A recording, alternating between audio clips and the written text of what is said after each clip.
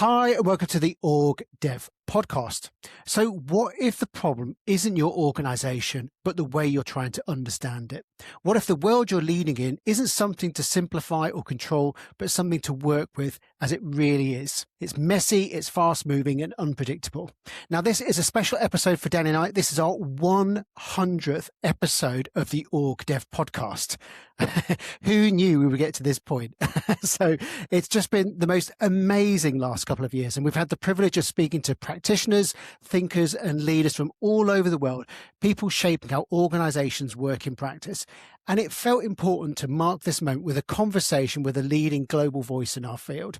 So we're absolutely delighted to be joined by Glenda Eoyang. Glenda is the founder of Human Systems Dynamics. She founded the field of Human Systems Dynamics along with Royce Holiday, and she established the Human Systems Dynamics Institute. Glenda's work has shaped how many of us think about organizations, not as things to control or fix, but as systems we need to understand, influence, and work within.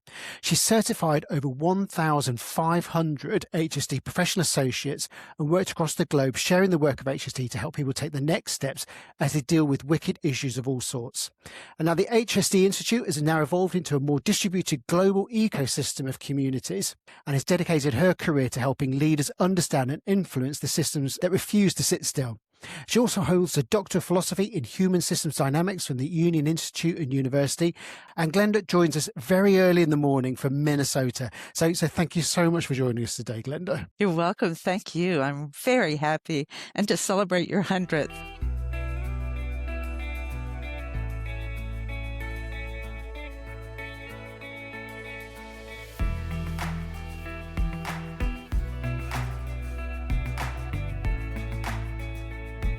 We're delighted to have you with us. We've got lots of questions for you. I think it's going to be a great conversation. So just to kick us off, so for people who might be hearing human systems dynamics for the first time, how would you describe it in simple terms so that somebody can kind of get their head around what it means? We sometimes ask, how do you describe a wicked issue to a 6-year-old? Yeah. So I know they're not 6 years old. So human systems dynamics takes ideas and lessons from complexity science and applies them to help us see patterns in human systems, to understand them and influence them. And so we sit at this intersection of theory and practice, looking at what happens and how we can engage with complex change. We work at all different scales of human interaction. So we do intrapersonal work, interpersonal work, group dynamics, organization development, community development, and global strategic investment. And so it crosses over many of the layers of work that organization developers do. And what are some of the basic building blocks of human systems dynamics you'd want somebody to understand before they try and apply it or try and work out what to do with it? So human systems dynamics is kind of a spiral. So it begins with 3 fundamental practices and then applies those in various places and ways and continues to expand. In fact, every time I talk with anyone, it expands farther, and anytime anyone talks to anyone, it expands farther. But the 3, think of them as seeds practices. So 1 is adaptive action. It's a very simple problem-solving approach where no matter how messy a situation is, you say, what am I seeing or hearing or knowing right now about this current situation? So what does it mean? How do I understand it? Now, what am I going to do? And then you do it. And then you start the cycle again. So that's adaptive action. And that's the core of the practice that keeps us moving no matter how chaotic things become. The second key is inquiry. And that's because when you're in uncertainty, the answers that you have don't last very long. Something that's true and a good answer in one place may be a terrible response 5 minutes later in the same place or in some other place. So the only reliable engagement that you have with the world is in good questions. And so to be able to stand in inquiry, asking meaningful, useful questions. And so that's the second practice. Not how do you interrogate the truth of a system or how do you get people to understand through questions, but how do you build your own understanding in questions? And then the third is really the thing that is the unique contribution of human systems dynamics, which is pattern logic. And pattern logic says, in a complex system, You can't understand things by blocking them and dividing them up into parts and understanding the parts because they're changing all the time. So you need a different way to conceptualize reality. I know that sounds broad, and it's truly broad, but the way that you can think about this reality that's shifting all the time, but still make sense of it, is to think about what we call the CDE model. So what's holding stuff together in any given moment? What are the differences that make a difference in that moment? And how are things connected? So when you begin to see reality through that frame, you're thinking in pattern logic rather than in traditional logic. So those are the three seeds: adaptive action, inquiry, and pattern logic.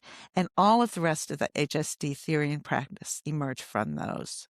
Fabulous. That's a lovely introduction, I think, for people just to kind of understand the basics. And just another question for you. So a lot of our listeners come from an OD background, and I'm just really interested in how you see human systems dynamics as different to OD, the same as OD, that the overlap between the two.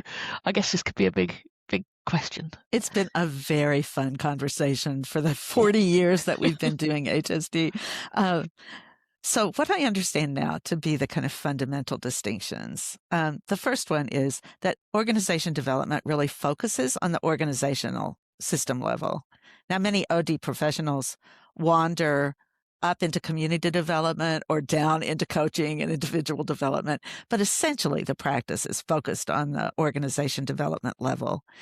We believe that all of those different scales follow the same kinds of rules. So that's one difference. Now, there's a distinction as I see between the organization development field and the work that organization practitioners do, because each of us who has been trained in organization development finds that in a time and a place, we choose to do what our clients need more than what our books tell us to do. And so some of us feel like we have to kind of sneak around and do the work we need to do because it isn't really OD. You may have sensed that as well. So when I say it's different from OD, I'm talking about the OD theory base, because I think through a process of trial and error and adaptation, many organization development practitioners do HSD practices, but they just don't have names for them yet. So that's one thing, is the scale, the intentional scale. The second thing is, in general, organizational development practitioners start with a diagnosis. So you come in, you collect data, you try to see what the pattern is and what it should be. And we believe that we cannot possibly tell what it should be, that the only people who know what it should be are the people inside it. And so our job is not to diagnose and prescribe. Our job is to hold the conversation so that the people inside the system can do their own adaptive actions. We don't even ask them to diagnose, except what are they seeing now? So what, now what? And so we help them hold that evolutionary adaptive process. So the first difference is the scale, the level. The second difference is the diagnostic versus engagement approach. So in the engagement approach, what we say is it's not just we who shouldn't diagnose, but we don't invite our clients to diagnose more than just what is it now, so what, next what, for the next step. Because when a system is moving so quickly, your diagnosis may not last very long. And the assumptions that you make to hold a diagnosis may distort more than clarify what is happening in the world. So that's the second distinction. The third one is, and this is the last one, is that HSD professionals work in all different disciplines and in all different roles. So education, healthcare, government, foundations, private industry of all kinds, in all places, in all roles. Some people are frontline supervisors. Some are individual practitioners. Some people are executives of multinational corporations. Some of them are supportive consulting roles, and that the HSD practice gets embedded in whatever the task is and can be practiced by anyone, anywhere, as opposed to thinking about the OD specialty as a special place in an organization. It becomes a set of skills that belong to anyone who's facing complex issues. So those are the three primary distinctions. So, Glenda, that's absolutely fascinating. And I guess so one of the big things there is the stance that you take when you're in an organization is somewhat different, isn't it? So you shouldn't know what it should be, but you're kind of building, is it adaptive capacity in an organization? So it's the ability of individuals to do that. How is that for leaders that might be wanting something that might simplify things? You're not giving out easy answers here, are you? Right. So this is quite interesting because there's a whole, in addition to saying how we're different from OD, there are other people who ask, how are you different from other complexity approaches? Because there are now many complexity approaches to organizations.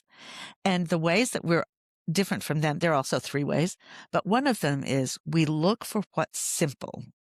So many approaches to complexity are very complicated, hard to understand, difficult theoretical, not practically applicable. But HSD strives to be very simple.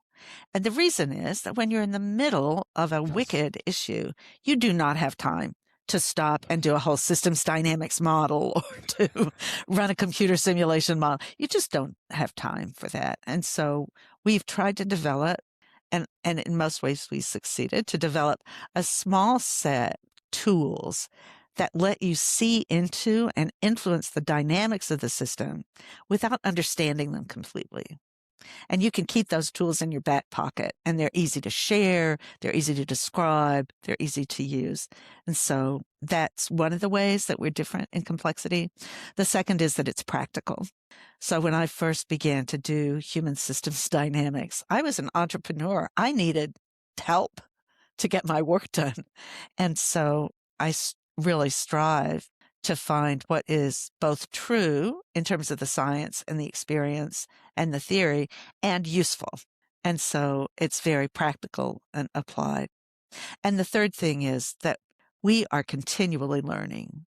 So many people in the complexity field have a body of work they want to pass on to you, like a scientific finding that they want you to believe and understand. And we think instead that this is an always growing, expanding field, that we are in inquiry about our work in the same way we're in inquiry about our clients' works. That idea about it's being simple, our drive, so you can use the models and methods without understanding any of the theory. Let me give you an example. One of my favorite tools is Same and Different.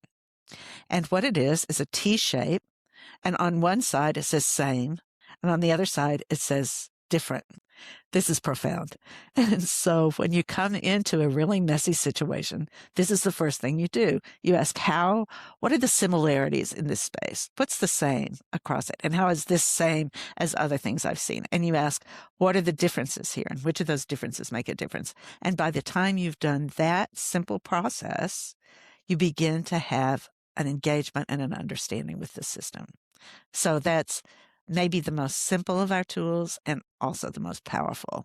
And I think I've enjoyed so much sort of reading into your work as well. And that practicality is a constant theme throughout, because this can easily become a very intellectual field, can't it? Where we're just trying to think. And I think one of the things that sort of stood out for me is that you said that we can't control complex systems, but we can tune conditions. And it was like a real kind of precision to the way in which you're thinking about engaging with the system to get different types of results, and the kind of the skill and the thought that goes into that as well. That goes back to the pattern logic. So those three conditions, and we think about them as conditions in the system, because even if we're not looking at it, something is holding the system together, keeping it just from totally dissipating. Something is shaping the pattern with difference. There's some difference there that's causing it to have friction or tension or possibility. And there's something flowing in the system. And those are the conditions that let us see the pattern. We call what's holding it together, we call that the container. That's the C. The difference that makes a difference, the tension that's held in the system, is the D. And whatever is flowing is the E. So there are lots of examples. If you think about a team, so the container may be its goal, maybe its membership list, maybe the place or the time where it meets. All of those things are things that hold it together. The team leader, the organizational structure. Anyway, all of those things are holding it together. Those are the C's. And the D's may be expertise or experience or power or access or history are the differences that are going to shape the work of that team. And the exchanges are, how do they connect with each other? Emails and meetings and virtual meetings. And those are the conditions that establish how that team is going to function. Now, if the team is not functioning well, it's because one of those is not fit for function. Either the container is too big or too small for the team to get its work done, or there are too many differences and the system is just running around trying to figure out how to land, or there are too few differences and it sticks because it can't go anywhere because there's not enough energy to move it, or the exchanges are not functional. People aren't speaking and listening to each other. Now, this is another distinction with OD, which sometimes comes up, and that is that most OD interventions focus on the exchange part of the pattern, that dialogue is establishing an exchange, that many of the approaches are about exchange. But what I found as a budding OD practitioner was there were lots of times when we would build wonderful exchanges, but the system wouldn't change. That we would have a great time in a conversation, or we'd lead a dialogue, but the system, we'd go away and we'd feel great, but the system wouldn't change. And so often it's in the differences that make a difference, or the containers that are privileged. That's where the system is stuck. And so unless your dialogue is about those things, then you may feel better, but the system doesn't. So you were talking there about difference, and that was one of the things I think when we had the pre-meet, you said that the idea that difference is where the energy lives in the system. So just wanted to explore that a little bit more, that often when we talk to other leaders or even practitioners, the kind of difference is seen as something to smooth over or kind of, get rid of it or dissipate it. How does human systems dynamics look at that differently? How do you look at difference differently? This was one of the things that really concerned me really early. Much of the early work I did with human systems dynamics, I was a facilitator, and I'd do the theory and then I'd practice in the room, and then I'd do theory and come back to practice. And one of the things that I realized was that if I walked into a room and everyone either was or pretended to be in agreement, the meeting would just accomplish nothing. And if there were differences that they had talked about for a long time and they had separate opinions that they just were not going to move from, the meeting wouldn't move anywhere. But that if there were differences that were important but weren't yet locked in, then we could have a good conversation. And often my role as facilitator was to find that magic mix of differences that made a difference but that were still movable. And so I began to think about the energy of that group as lying in those differences. And so that's really quite different from an OD perspective, where walking into a room, what you want to find is the common ground. And common ground isn't bad. If you don't have any, then you can't even function with the differences. The system can't settle at all. But once you find a similarity that holds the system together, and then to find the energy in which differences to focus on, then the group can move forward with some intention. The other thing is to assume that differences should be destroyed, that you should resolve them. Either you should choose or you should find some third way, but that in order to move forward, you have to be the same. And what we say is no, because there's some differences that are not and should not be resolved. Johnston's work in polarity management touches on this idea. But the idea that there are some differences, like tradition and innovation, let's play with that one. So often you go into an organization and it's stuck because some of its parts or some of its people are trying to innovate, and other parts and other people are trying to hold on to tradition. This is the way we've always done it, and these are the things we know work. And that tension between the two can get the organization stuck. But if you say not either or even both and, because we know really we can think about both and, but we can't really do both at the same moment. But we say instead which one, how much, and when. So in a particular moment, you can say, how much tradition do we need and how much innovation do we need in this task, in this moment? When, how much, And which way? Are we too much on the tradition end and we need to slide back to some more innovation in this moment? Or are we stuck in our innovative voice? We're losing touch and we need to go back to tradition. So our job is then to navigate between those differences, moving sometimes one way, sometimes the other way, constantly in adaptive action. What's the current situation? So what? Now what? And so difference then becomes your kind of map for choice making and decision making, not an enemy of it. You describe difference as kind of sort of holding energy in a system. It's not like metaphorically, it's like it's actually a property of the system almost. And in physical systems, like I'm a physics geek and I know it's just so amazing when you start to see it. But in systems, energy doesn't disappear. It just kind of transforms. So where does that energy go, like when it's suppressed or when it's released? I'm really curious about that.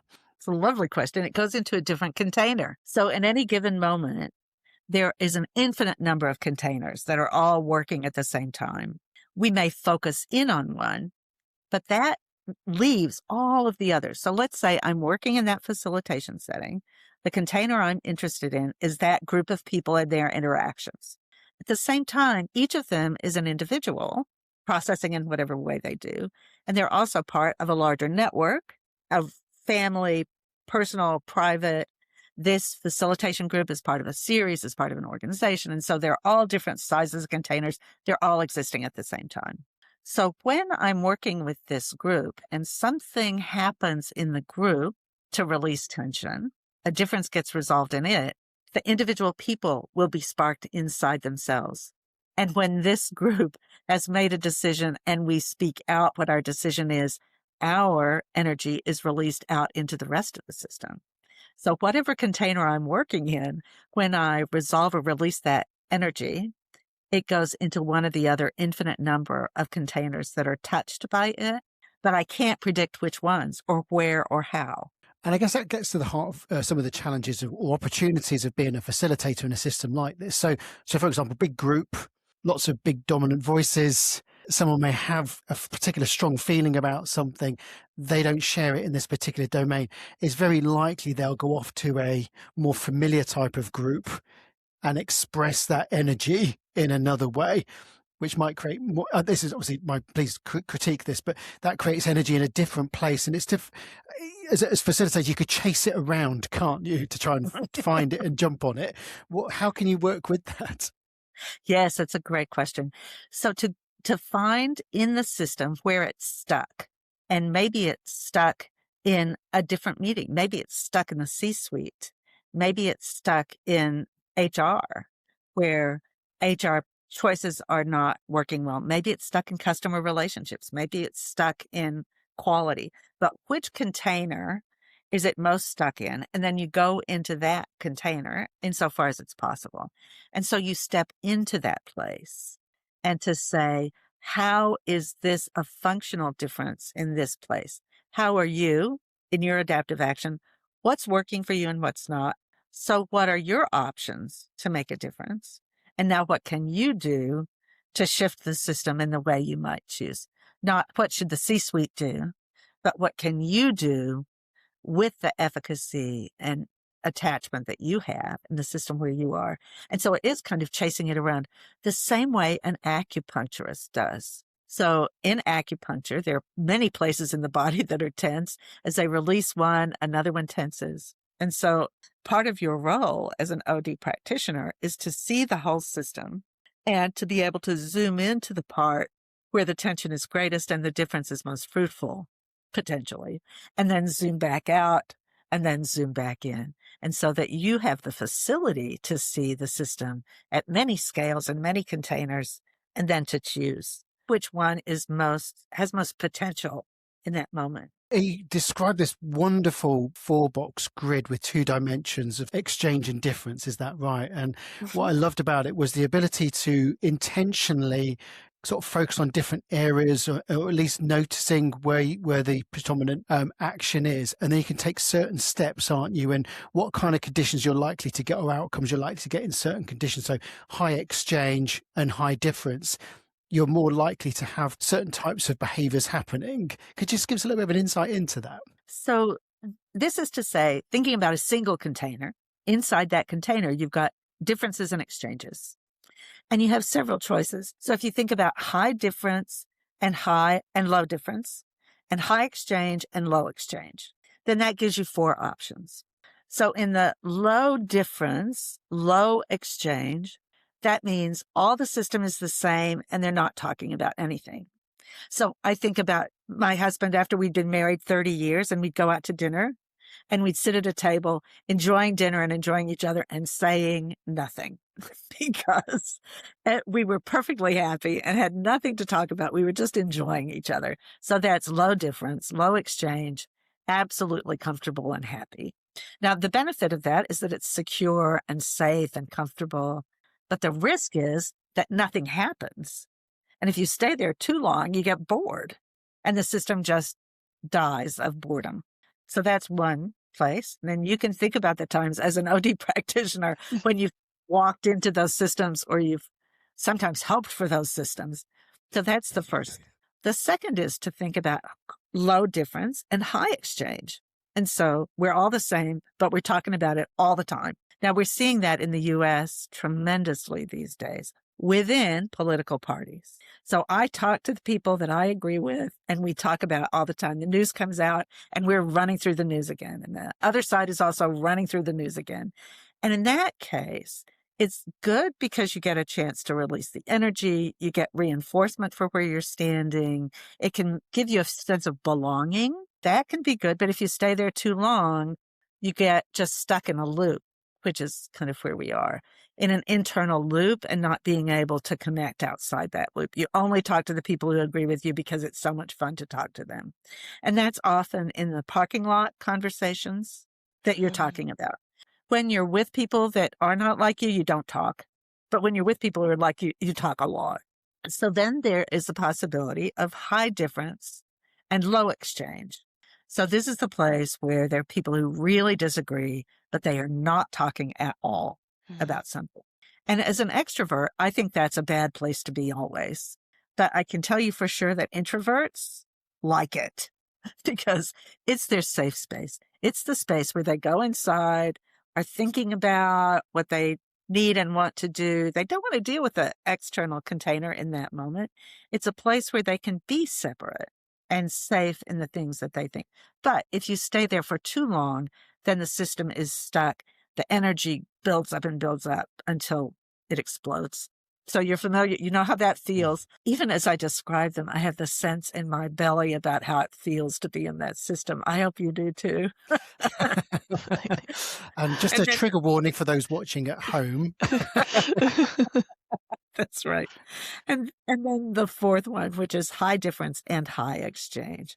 So that's where learning happens. That's what you establish in your podcast. That's why you're having 100 of them, is that every time you start a podcast, you find that space where there's an important difference and you establish an exchange that's rich and full.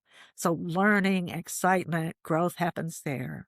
But the negative side is that's also where radical conflict happens. And so, because bombs and bullets are also exchange, fight and anger are also exchange. And so the trick in that space is to be sure that you're tuning the differences that make a difference and the exchanges so that what you're getting is the most productive possibility across that line so that the differences in the exchanges are well matched so that you're tending toward the learning pattern of self-organizing and not toward the destructive one. It's called the difference matrix, and it was the very first HSD model that I developed to help myself think about facilitated situations and organizational patterns as well. Are there kind of conditions that, particularly thinking about an organization lens, because that's where we work, are there conditions that make organizations more receptive to working with human system dynamics? Are there things that need to be in place to make it something that's more likely to work or take hold? Oh, that's a fabulous question. Fabulous question. And what I've observed is that if an organization thinks it knows what it should do, thinks it knows how to solve the problems that it holds, they are not the least bit interested in HSD because they are still embedded in their own assumptions and have the, arrogance to think that their old assumptions are going to solve it. No matter how many times they try, they just keep doing the same thing over and over. But if an organization, or for that matter, an individual in an organization, recognizes that what they're doing is not solving and will not solve the problem, when they get convinced of that, then they raise their heads out of their list of assumptions and really start to ask, what is an alternative path? And those are the clients that I look for. Sometimes I say my clients are the desperate ones. They've tried everything else and they've tried everything else and they're willing to take the risk of something else. Now, what I found when I first started doing this work in the late 80s, there were not many of those. In fact, there were almost no organizations that were there. There were individuals who were there. But over the decades, we have had breaks in our cultural, social, political, economic, even infrastructure frames that have taught us that the old approaches don't work. And so we, as professional individuals or as organizations or even as disciplines or firms or industries, start to step out to look for something new, then they reach for human systems dynamic to help them at that kind of edge. And I think that has been the journey for many OD practitioners as well. That you start, when you finish your program, you've learned everything, you've read all the books, you think you know what's what, you go out and you try it, and you may not be doing damage, but you also realize you're not doing the help that you might do. Yeah. And it's at that moment that you begin to recognize that you have to keep learning and experimenting and stretching and staying in community and listening to podcasts and exploring, challenging yourself as a practitioner, that you stop defending your practitioner status and start inquiring about and extending it.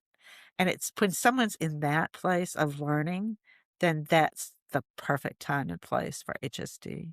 And I think it's been one of the joys of doing the podcast. Some of the feedback we get from people is they're listening to lots of different practitioners coming from different angles. And it's that kind of sense of, I don't need to know it all. There's not an answer to the thing, and I'm going to become the practitioner, an OD practitioner. It's like that's being comfortable in the not knowing, and there's lots of different ways of approaching the work. So I think we've had lots of feedback from people saying it's been grounding and reassuring just to hear lots of different perspectives and let go of that knowing and certainty. And to play in that experimentation with respect and to play alongside your clients. Yeah. So you're not playing with your clients as if they were clay that you're trying to shape, but that you and they are playing together with the environment they're working in and with the challenges they face. So that relationship with the client is really a very important one too. And to inspire that kind of curiosity and experimentation and delight with learning in your clients,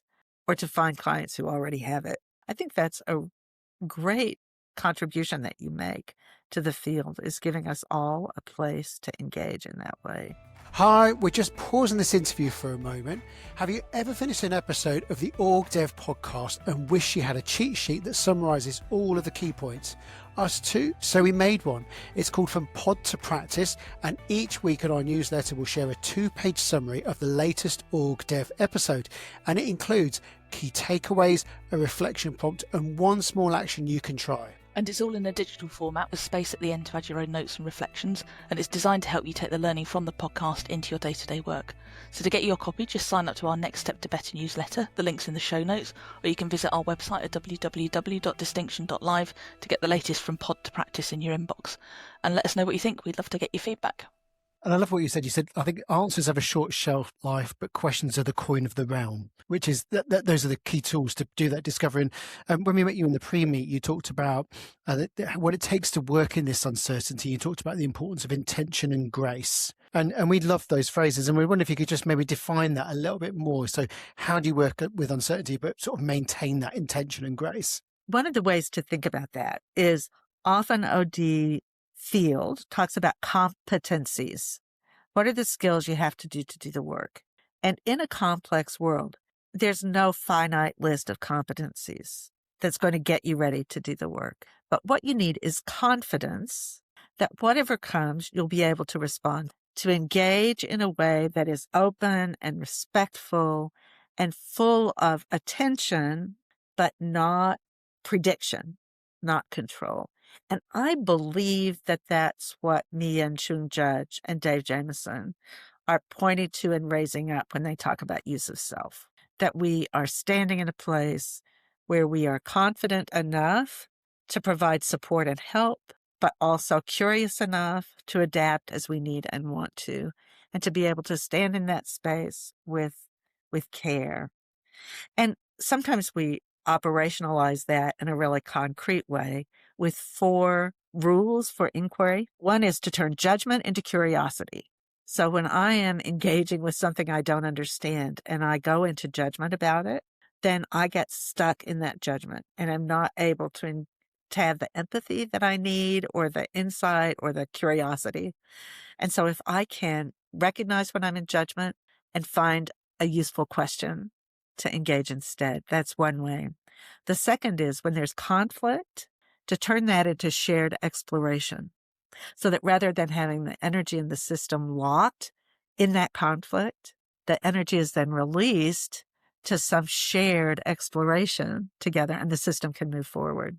The third is to turn defensiveness into self-exploration and self-reflection.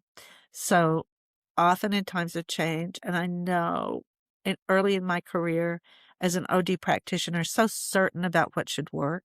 And when it didn't, it was always the client's fault. If the client had only it would have worked.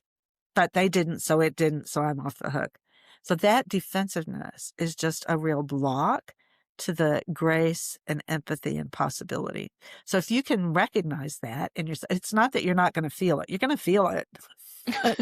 But when you do, what do you do next? And if you turn that into self-reflection, what is it that is working or isn't working? Or why did I think that would work? Or what are the things that I thought I knew that I don't know? Or what else is possible? What can I do in my own internal adaptive action to release energy in the difference here so that it can show up in the container, which is the client's world? And then the fourth, and that's the last one, is turn assumptions into questions.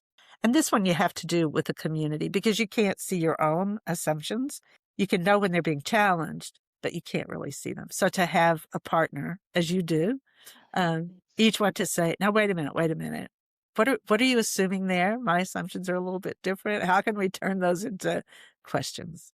And so those are the 4 kind of practices that we use, almost like Zen practices, to try to help us stay in that space, that stance of grace and inquiry. Well, stay in it. We don't stay in it, but to get back into it when we lose it. We've talked about the Human Systems Dynamics Institute. You've made some big decisions around the Institute recently, haven't you, in terms of stepping back and taking it forward in a new direction. And I'm just really interested to explore that a little bit. Often when you've got a founder, they're wanting to protect or preserve the work that they've done, and you're doing something quite different with it, aren't you? Well, we are in the process of it. So it's an emerging pattern. So I can describe it in terms of pattern logic. From the time we started the Institute in 2001 and up until about 5 years ago, we realized that we needed that container of an institute as a kind of incubator for the differences that made a difference to us and the exchanges that would feed the growth of the field needed that container. Now, we reached out and there were networks and there were connections that individuals and institutions, clients and associates that we connected with, but it was very clear that the field was held in that container. So from that container, about 5 years ago, we realized that we were damping or constraining what the whole field could do. That people in all parts of the world were saying, well, would Glenda and Royce want us to do this? What would they say? Is that okay? No, you can't do that because Glenda's not doing that. Or I shouldn't do that. Or can I write a book? They'd say to me about HSD. And I would always say, yes, please. Yes, do it. Do whatever. But they didn't believe it. And so I realized that the container that had allowed the growth early was stressing and constraining the growth later. So it was really clear we needed to let go. Besides that, I'm ready to retire, and so is Royce. And we want it to sustain, and we didn't think anybody else would be allowed to hold that container for the whole, that pattern was just so solidly with us. So for the first year, we talked with associates who were close in about what they needed to sustain their work, what would work for them on the long term to sustain their work in human systems dynamics, wanting to have it continue to be identifiable as HSD, but also to be flexible over time so that it would change as the world changed. And so as we talked with them, we began to realize that there were three things they needed. They needed a container, which was a library of materials. And so we have online, everything Royce and I ever wrote is online, free access, on the web, accessible. And associates said they really needed to have that place where the body of work was held. And so that's there. The second thing they needed was a way to capture the differences, to engage with the differences one person to another person to another person, so that all those diverse associates needed to be able to learn from each other. If I know something and I want to share it, I need to know somebody who needs it. Or if I have a question, I need to access to someone who knows something I don't know. So they needed a way to find each other. And so we call that the plaza. And then the third thing was we needed some way to have an exchange of financial resources so that the plaza and the library could continue to be supported. We call that the bank. And so those three very thin infrastructures, they're all very low cost or free platforms, that those would establish whatever infrastructure the field would need going forward. There were clusters of all different kinds of associates around the world. Some of those were businesses, for-profit consulting firms. Some of them were individuals, some academics, some groups of practitioners inside organizations, all different configurations of people. And each of those we called a community. And each of them, we hope, continues to generate things that feed others and to absorb things that come from others. That's why we use the metaphor of an ecosystem, where no species are the same in the ecosystem, and yet they support each other's continuing existence and growth. And so that's the way we think about this group of, cluster of, open system of people who are interested in HSD. Now, 1,500 of them are certified, that we have trained in the field. But there's an unknown number of people like you who are part of that ecosystem and exchange through things like the podcast. And so we have no idea how many communities there are in this ecosystem, but we do know that it continues to feed itself. And there are two things that hold that whole diverse, massively entangled, large global system to give it identity. And those two things are special kinds of containers so that you know if you're in it or not in it. And those are the vision statement and the simple rules. And the vision statement is not just something we want to create in the future. The vision is the pattern that we generate or strive to generate every moment in every place. I would hope that we've together generated it today. So it is people everywhere thrive because we see patterns clearly, we seek to understand, and we act with courage to transform turbulence and uncertainty into possibility for all. So every community, every individual in the world who focuses their energy on that, creating that in every moment, they are part of this ecosystem. And the second are the simple rules. The vision gives us a very strong container that brings us together. But we know that a complex system needs two things. It needs coherence as a whole, but it also needs individual freedom. So each of the people in that whole ecosystem needs to be able to do what they do at the time and place that they do. So they need to be locally free, but they also need to be part of a coherent whole. So this is a challenge in every complex system. And one branch of complexity science says that the way that that happens is that if every single entity is following the same set of simple rules, then a coherent whole will emerge. So the paradigm for this is a flock of birds. So all the birds, each one of them is by themselves. Nothing is telling them what to do. And yet you see a murmuration of the lovely starlings in the Lake District. How does that happen? Well, computer simulation models say it happens because each bird is following 3 rules. Fly toward the center, match the speed of your neighbor, and don't run into anybody. So sometimes when I'm with a group, we'll go outside and we'll follow those 3 rules and see how we, as a cluster of people, flock like birds. But so we realized if we were to have both the local freedom and the global coherence, we would need simple rules in HSD. And so these are they. The first one is stand in inquiry, which you can see clearly how that ties into the work. Mm-hmm. The second is find the energy in difference, which we've also talked about today, and that's the place where, like an acupuncture needle, you intervene. Zoom in and zoom out, which allows us to zoom into ourselves and very careful self-reflection and zoom out to the globe and zoom into concern about another individual. And so that there's a flexibility. It's not just, are you on the dance floor in the balcony? It's that there are an infinite number of scales where you need to stand and you need to be conscious of how you're moving from one to another every instant. That's zoom in and zoom out.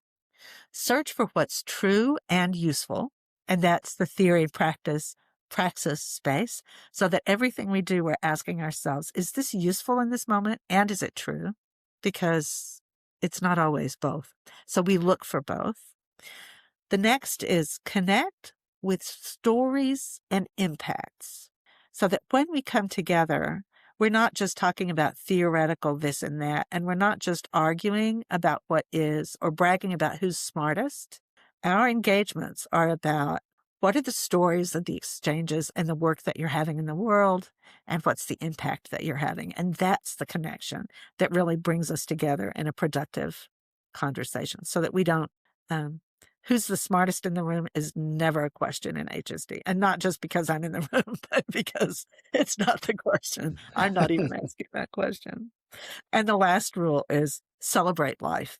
That's so brilliant. That it's really easy in a complex system to feel exhausted and overwhelmed and frustrated and angry. And to be able to stand in that inquiry with celebrating life is part of that grace. And it's one of the great lessons that we learned from the Yen Chun judge is how to celebrate life. Oh my goodness, that woman knew how. And so those are the simple rules. And so when and wherever we go, we follow those. And when we find ourselves falling off them, we invite ourselves back into them, each other.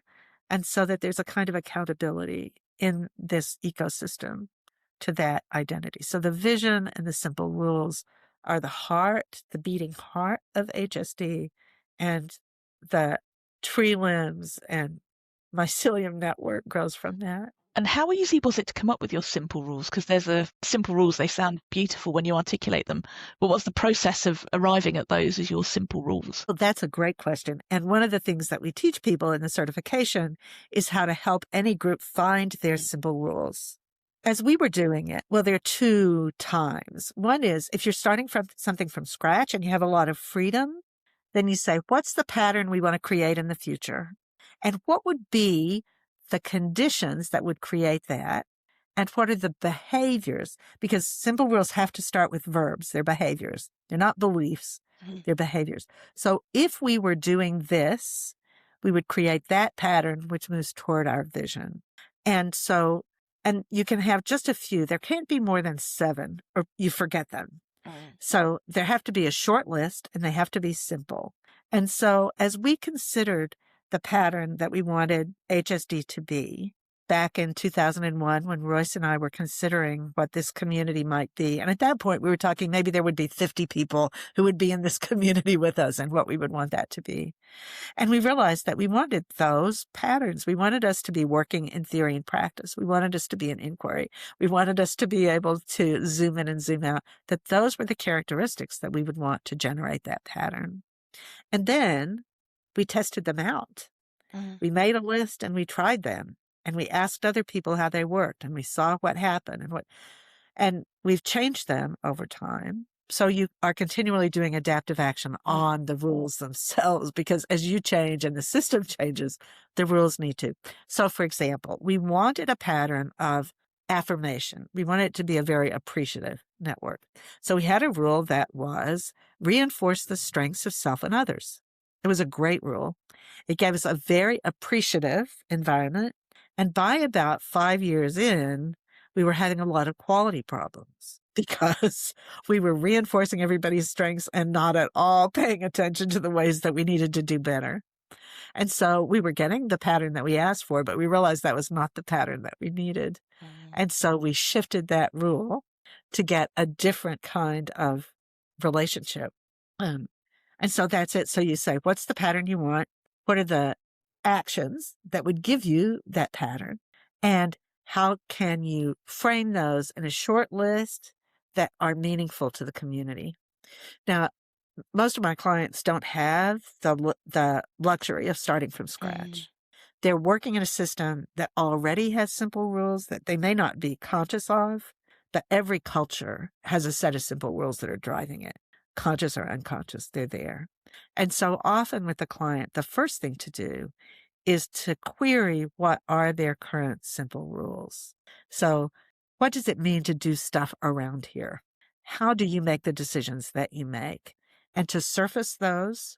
And often that surfacing is a great dialogic process about what are the differences that make a difference and why do we get the patterns we want. So, for example, we were working with a merger of social service agencies at one point, and we were trying to find, there was 3,000 people in one government department that had been brought together, and they were trying to get collective coherence. So we thought those simple rules would be great.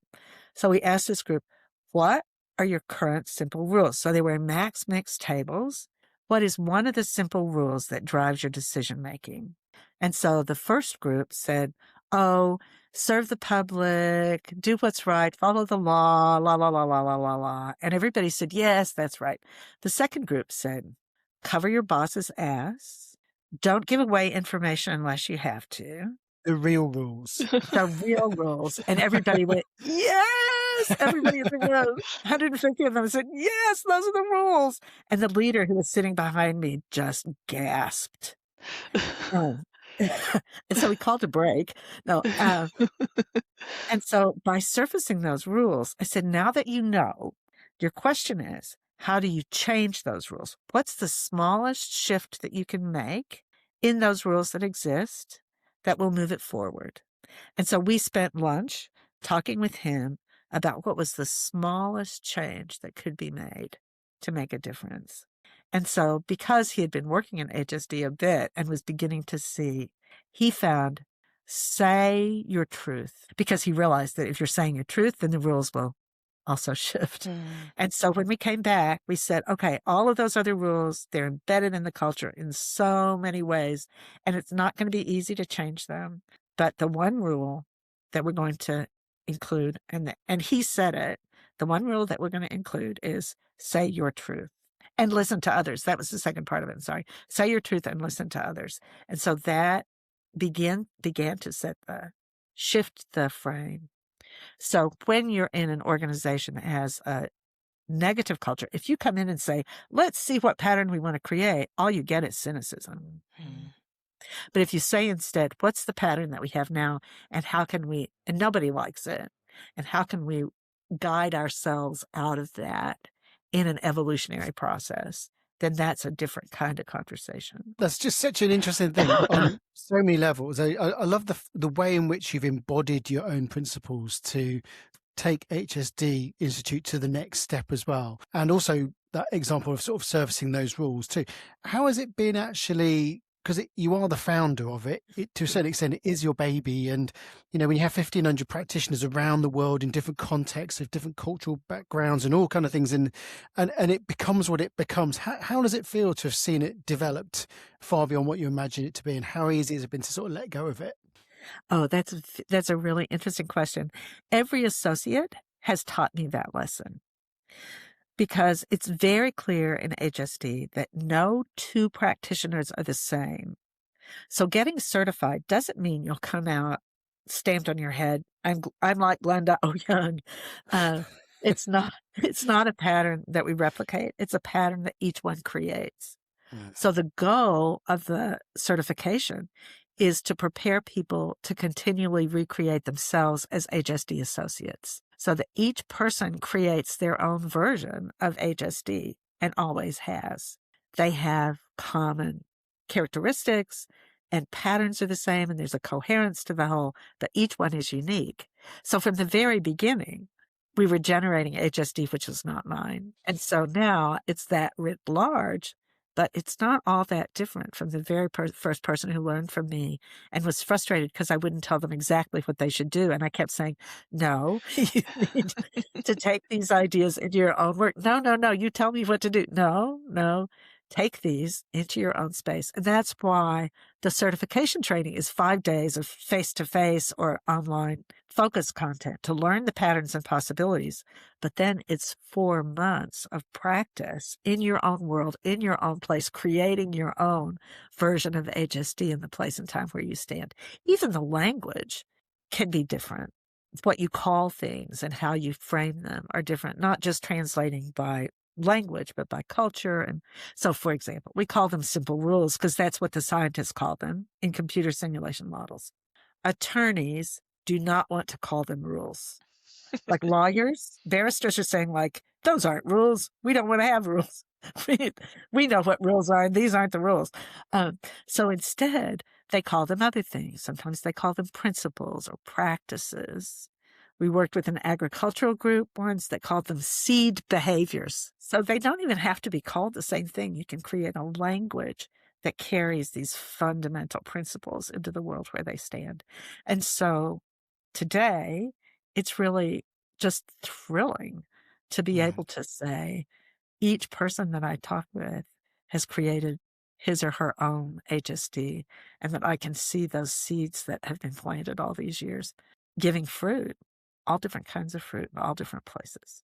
Just a quick sidebar question to that, because you talked about sort of how you create coherence in a system. And the world is full of dead purpose statements and vision statements that organizations have to try and bring us together under one. And most times they don't land. Most people can't recite them as well. But you've sort of come up with your own version of it. How do you know what can create coherence in a group? Like, how do you know whether it's a rules moment or like how do you find your way into that? You don't know. It's uncertain. So you don't know. You can't predict. All you can do is propose and experiment.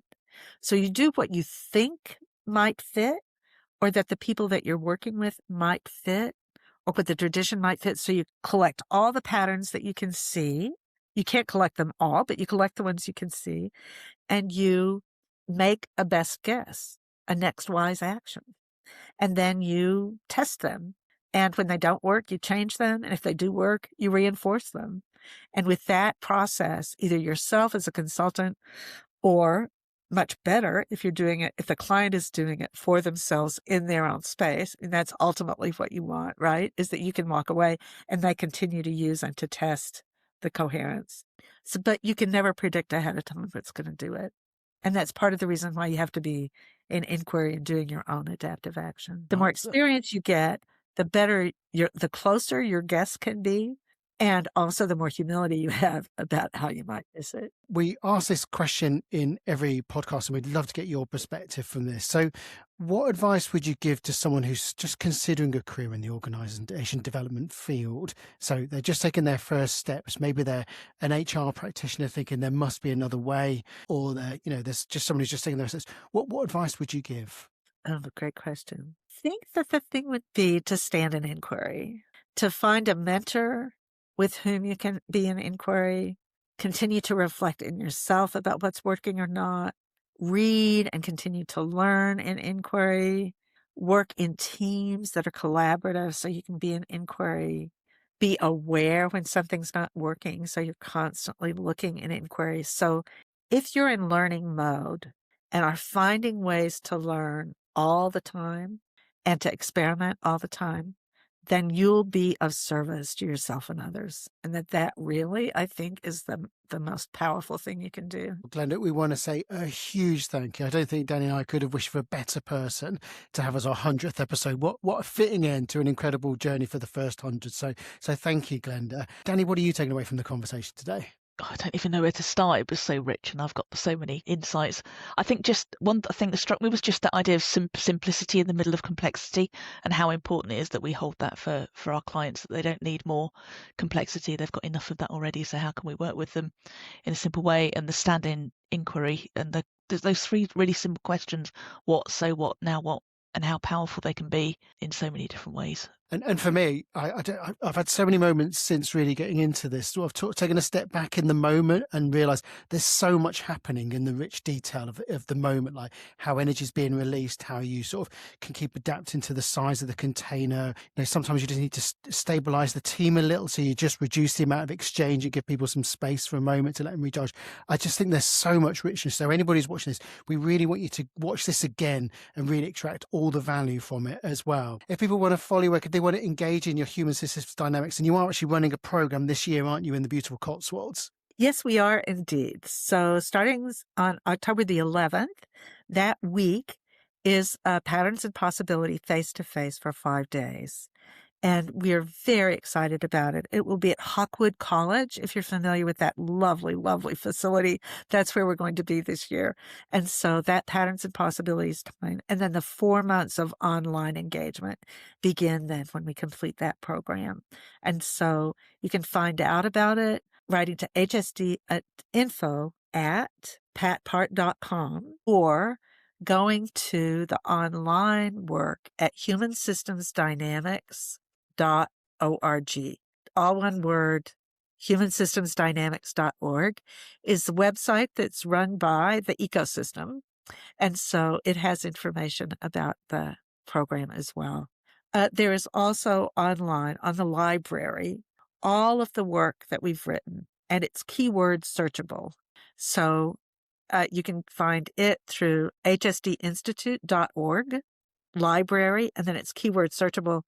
Or you can ask any of the AI engines, because it's very smart about HSD, because everything we know is in the cloud. And so it's so accessible to AI. It's been fascinating about how AI has discovered the details about HSD.